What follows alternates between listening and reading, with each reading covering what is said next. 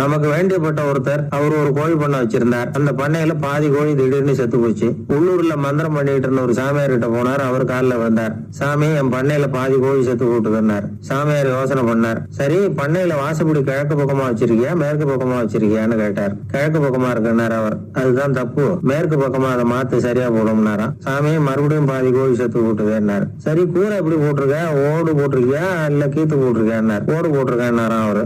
அதுதான் தப்பு, கீத்து போட்டுரும் சரியா போடும்னாராம். சரின்னு போய் அதையும் மாத்தி பார்த்தார். மறுபடியும் பாதி செத்து போச்சு சாமின்னு வந்தார். இவரும் யோசனையை மாத்தி மாத்தி சொல்லிட்டே இருக்கிறார்.